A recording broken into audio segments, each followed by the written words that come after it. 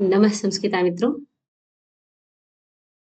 जैसा कि हम सभी लोग पीजीटी के पाठ्यक्रम में निर्धारित ग्रंथों का जो मंगलाचरण है, उनके सभी मंगलाचरण का अध्ययन कर रहे हैं हम लोग। पीछे वीडियोज में हम लोग कई ग्रंथों के मंगलाचरण का अध्ययन कर चुके हैं।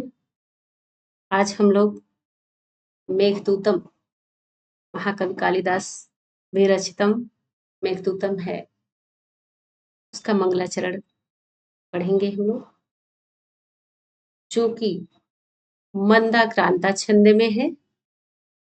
पूरे मेघदूतम में पूर्व और उत्तर मेघ में, पूरे मेघदूतम में सिर्फ एक ही छंद मंदाक्रांता छंद का प्रयोग हुआ है। इसमें सभी श्लोक में मंदाक्रांता छंद प्रयुक्त है। आइए हम लोग जिसमें 4, 6 और 7 मंदाक्रांता छंद में 4, 6 और 7 वर्णों पर यति होती है, तो हम लोग इसका ध्यान रखेंगे। 4 वर्ण पर विराम लेंगे, फिर हम लोग 6 वर्ण पर, फिर हम लोग 7। आइए देखते हैं।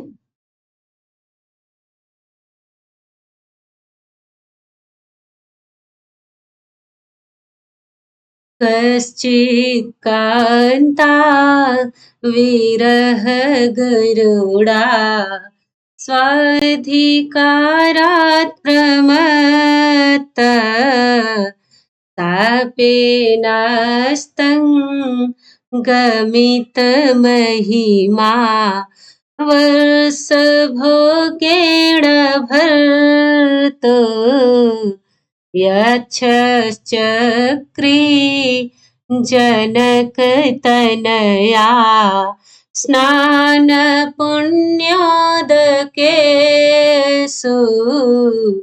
स्निग्धच्छाया तरसु वसतिं रामगिर्याश्रमेषु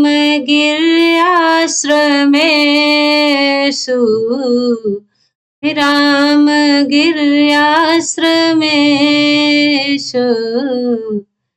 कश्चित् कान्ता विरह गरुडा।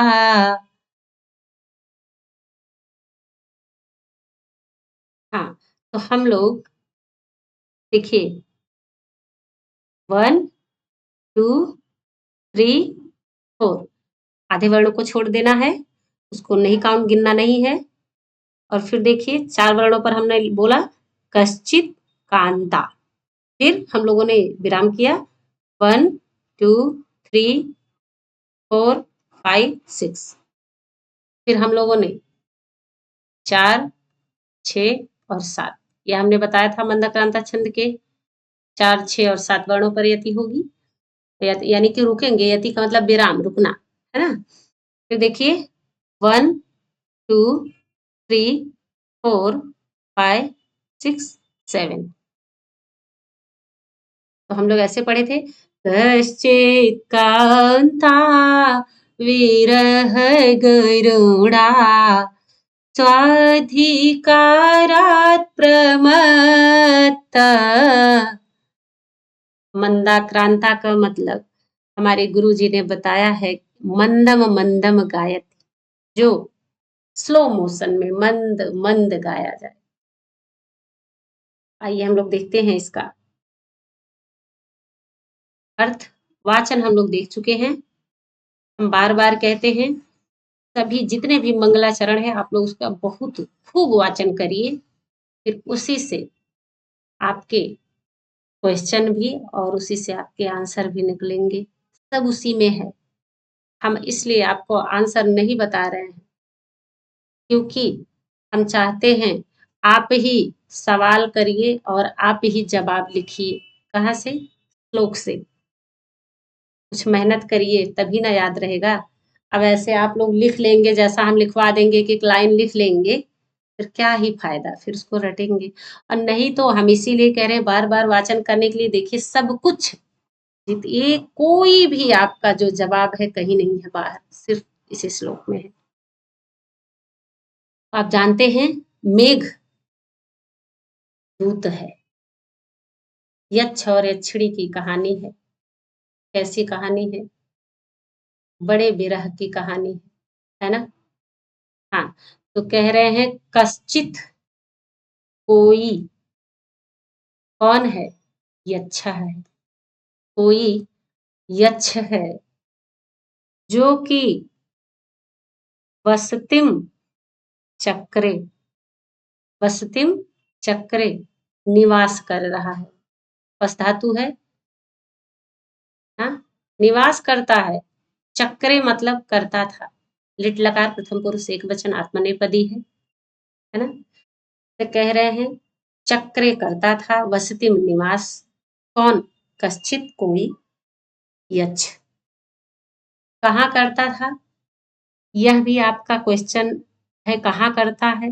अब आपका जवाब भी देखिए, सवाल आपने किया कि कहाँ निवास करता था। भाई कोई निवास होगा, कोई जहाँ हम लोग रहते हैं उसका कोई नाम है, एड्रेस है, पता है ना? यही कह रहे हैं कि ये कोई यक्ष है और वह निवास करता था, पर कहाँ करता था? तो कह रहे उसका जो एड्रेस है वो है भैया रामगिरी आश्रम। क्या है? रामगिरी आश्रम। अब देखिएगा जितने भी पद सप्तमी बहुवचन में है, रामगिरी प्लस आश्रमेशु, पुण्य प्लस उदकेशु, छाया प्लस तरुष। और देखिए, हाँ, यह सब किसके विशेषण है? इसी रामगिरी के विशेषण है। इसी रामगिरी पर्वत के विशेषण है। जो सप्तमी विभक्ति में है सारे इसके विशेषण है। तो कह रहे हैं रामगिरी आश्रम में रह रहा है, निवास कर रहा है। तो कहे रामगिरी आश्रम है कैसा? हाँ, अरे भाई जहाँ हम लोग रहते हैं, कोई पूछता है भैया कैसे गांव है, कैसी सिटी है, कैसा शहर है, कैसा स्टेट है ना, कैसा डिस्ट्रिक्ट है। तो कहे जो रामगिरी आश्रम है, कहे वहां ना स्निग्ध छाया तरुषु, ऐसा रामगिरी आश्रमेशु, जहाँ घने चिकने दूध वाले छायादार वृक्ष, वजन जिसमें दूध होता है वह छाया वाला वृक्ष होता है। नहीं, बहुत सारे जो पेड़ हैं आप देखते होंगे, चौड़े चौड़े पत्ते, खूब ग्रीन ग्रीन, बिल्कुल हरे कचूर। तो कह रहे हैं ऐसे ही जो रामगिरी आश्रम है, वहां पर जो तरुसु है ना, जो वृक्ष पेड़ पौधे हैं, कहे खूब स्निग्ध हैं, घने हैं, चिकने हैं ना। और कैसे फिर घने चिकने वृक्ष कैसे रहेंगे? कहे वो छाया वाले, छायादार वृक्ष, जहां पर घना चिकना दूध वाले जहां पर वृक्ष हैं, छायादार वृक्ष, वही है रामगिरी आश्रम। वही है रामगिरी आश्रम। तो स्निग्ध छाया तरुष रामगिरी आश्रमेशु इसका विशेषण है। अब दूसरा और कह रहे हैं, इसी का विशेषण है, कहे जनक प्लस तनया। जनक, राजा जनक की जो तनया पुत्री है, अब कौन है भैया? ये है राम, तो ये है जनक तनया सीता, है ना? तो हो कौन गया भैया? सीताराम, है ना? तो कहे वह स्नान पुण्य प्लस उदकेशु, वह जहां पर उसी जगह पर स्नान करी है और उसका जो जल है, उदक है, वह कैसा है? पुण्य जल है, पवित्र जल है। जैसा हम लोग के यहाँ सीता कुंड है, जैसा हमारा प्रयाग है, कैसा है? पवित्र जल वाले हैं सब। तो कह रहे हैं ऐसे ही यह जनक तनया के स्नान से जो रामगिरी आश्रम है वह कैसा है? उसका जल, कहे जिसका जल पवित्र जल वाला, पवित्र पुण्य उदक जल, जल वाला रामगिरी आश्रम जो है, वहां पर वसतिम चक्रे, कौन? कश्चित यक्ष, कोई यक्ष निवास करता था। दो लाइन क्लियर हो गई। देखिए ये दो लाइन क्लियर हो गई। जितना आप लोग यह देख रहे हैं बस इतना ही देखिएगा और कहीं नहीं दिमाग लगाइएगा। हम पर छोड़ दीजिएगा, हम वो दोनों भी क्लियर करेंगे। बस जहाँ जितना बताया जाए इतना आप अगर समझ गए, क्योंकि हमने बताया यच्छ तो करता है, कश्चित यच्छ कोई है, और चक्रे क्रियापद है ना, वस्तिम चक्रे क्रियापद है, रह रहा है, रहता है, निवास करता था कहाँ, रामगिर आश्रम ना, रामगिर आश्रम में। अब कहे रामगिरी आश्रम है कैसा, तो कहे स्निग्ध छाया तरुसु है। और जनक तनया सीता जी जो हैं, जो जनक की तनया है, पुत्री, तनय मतलब पुत्र, तनया मतलब पुत्री, है ना।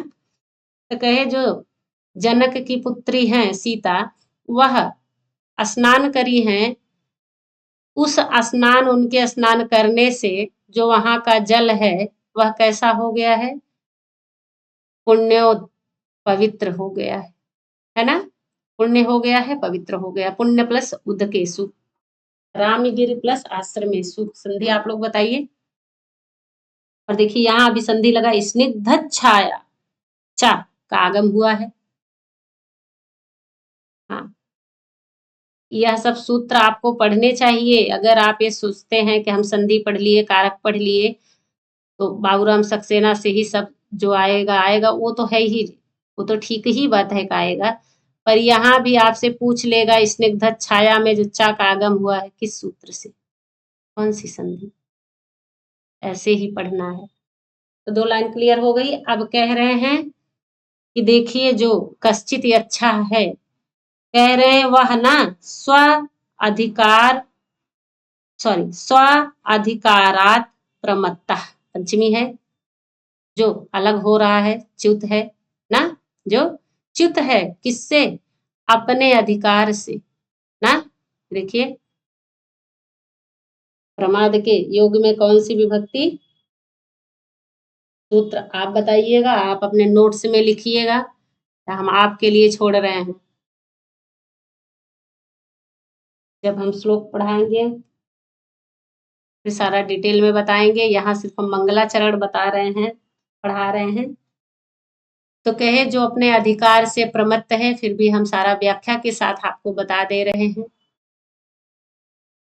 पर मेरा उद्देश्य मंगलाचरण का यही है कि आप इसका पूरा जो पूरी लाइन है वह आपको याद हो जानी चाहिए, कौन सा मंगलाचरण है, कौन सा छंद है, और यह सब याद हो जाना चाहिए।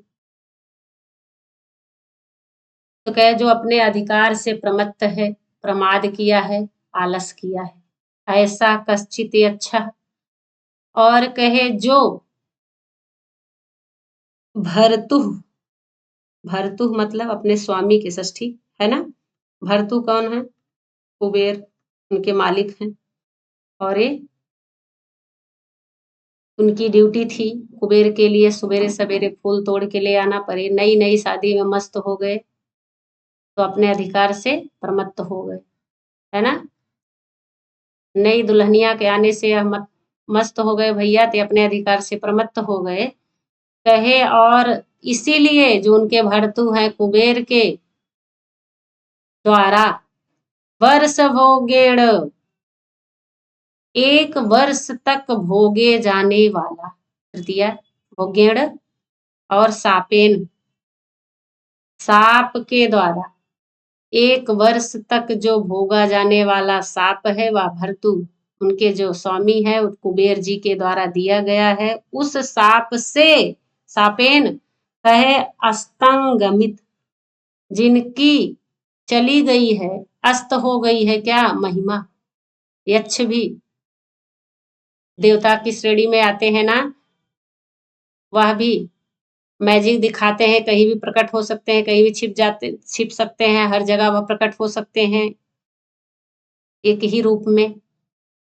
तो कहे जो इनकी यही महिमा है, कहे वह अस्तंगमित हो गई है। क्यों अस्तंगमित हो गई है, अपने अधिकार से प्रमत्त के कारण। दिया किसने है, उनकी महिमा को नष्ट किसने किया है, भर्तु कुबेर ने। ये सब क्वेश्चन है आपके एग्जाम्स के लिए।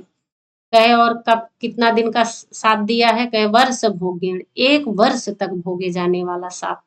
उस साप के कारण अस्तंगमित महिमा, ये अस्तंगमित महिमा किसके लिए है, यक्ष के लिए है। अस्तंगमित महिमा, नष्ट महिमा वाला कौन है? जिसकी महिमा अस्त हो गई है, भैया चली गई है ना। सूर्य भगवान अस्त हो जाते हैं तो उनकी रोशनी चली जाती है ना, फिर वह धूप नहीं दे सकते हैं। ऐसे ही यह अपना महिमा नहीं दिखा सकता है यक्ष, उसकी महिमा नष्ट कर दिए हैं कुबेर जी। तो कहे, और देखिए, कहे कांता बिरह गुरुड़ा, कहे अपनी जो कांता है, जो उसकी प्रिया है, भैया जो नई नई दुल्हनियां आई थी ब्याह के, कहे उसके भारी गुरुड़ा, गुरुह गुरुम गुरुड़ा गुरु ना, गुरुह गुरुम गुरुड़ा गुरवे, तो कहे गुरुड़ा तृतीया, भारी बिरह वाला जो यक्ष है, भारी बिरह से, भारी दुख से, असहनीय विरह से वह अपनी कांता का, विरह किसका है? अपनी पत्नी के वियोग में, अलग किसके किससे हुआ है? उस अपनी कांता से, अपनी भार्या से। तो कहे ऐसी कोई यक्ष वसतिम चक्रे निवास करता था, कहाँ? रामगिरी आश्रम में। क्लियर हो गया? तो कह रहे हैं कोई अपने अधिकार से जो प्रमत्त है ना, और अपने कांता के भारी विरह से जो दुखी है, और अपने स्वामी के द्वारा 1 वर्ष तक भोगे जाने वाले ताप के द्वारा जिसकी महिमा नष्ट हो गई है, ऐसी महिमा नष्ट महिमा वाला वह यक्ष रामगिरी आश्रम में निवास करता था। जो कैसा है? जो छायादार, घने छायादार वृक्षों से युक्त है रामगिरी आश्रम। और कहे जो सीता जी के स्नान से जिसका जल कैसा है? पवित्र है, ऐसा रामगिरी आश्रम। क्लियर हो गया?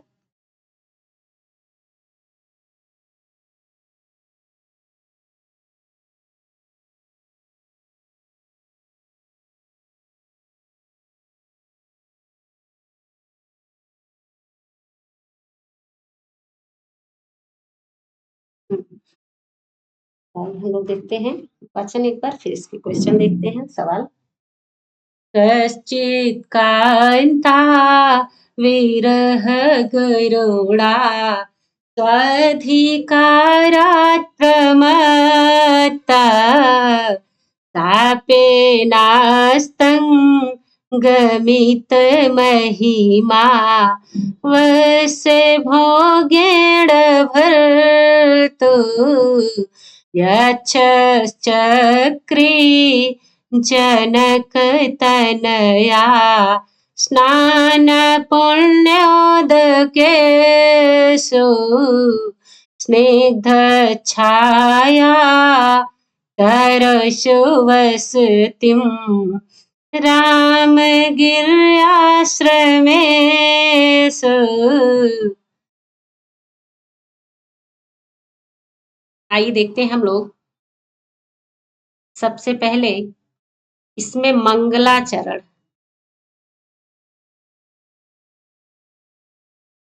छोटे छोटे वीडियो इसलिए बना रहे हैं कि आपको बोरियत भी ना लगे, है ना, मन भी ना उबे, और आप एक एक श्लोक को, एक एक ग्रंथों के मंगलाचरण को याद कर लें, अच्छे से नोट्स बना लें। नोट्स का मतलब आप ही सवाल करिए और आप ही जवाब लिखिए। कहाँ से?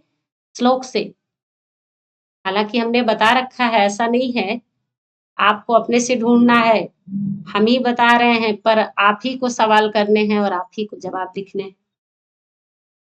हाँ, तो देखिए, मंगलाचरण वस्तु निर्देशात्मक मंगलाचरण है।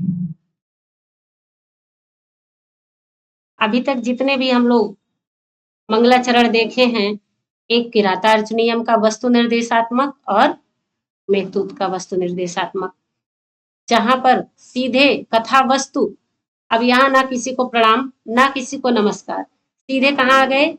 कोई यक्ष है जो रामगिरी आश्रम पर रहता था, है ना, जो रामगिरी आश्रम में रहता था और ऐसा ऐसा था, तो यह सीधा जो कथा वस्तु दे दिया है, यह है वस्तु निर्देशात्मक। इसी वजह से हो गया यह मंगलाचरण। और हमने आपको छंद बताया, पूरे मेघदूतम में सिर्फ मंदाक्रांता छंद है, सॉरी,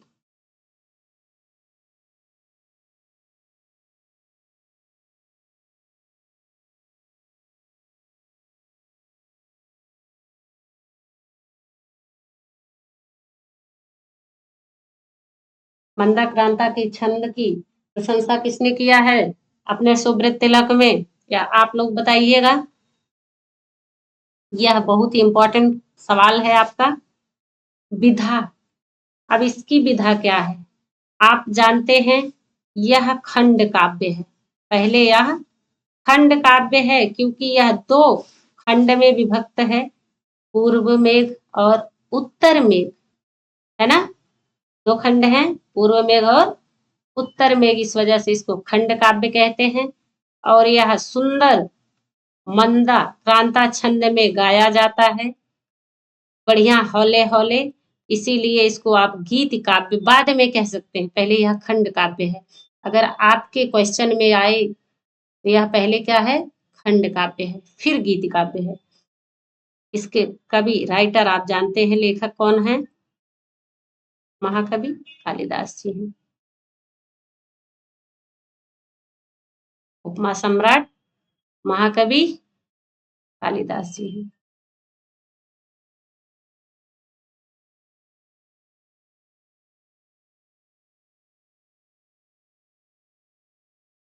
मुख्य रस में दूत का क्या है? विप्रलंभ श्रृंगार, है ना? हाँ, आज के लिए बस इतना ही मित्रों। आप लोग वीडियो अच्छे से देखा करिए, नोट्स बनाइए, खूब पढ़िए। आपके एग्जाम्स होने वाले हैं, जिससे आपको एक सीट के लिए चिंता करनी ना पड़े कि होगा कि नहीं होगा, है ना? और जो भी वीडियोज में आपको लगे कि यहाँ और कुछ अच्छा होना चाहिए, वह आप बार बार कहते हैं, आप अपने कमेंट के द्वारा हमें बता सकते हैं। जरूर बताइए। नमः संस्कृताय, फिर मिलते हैं।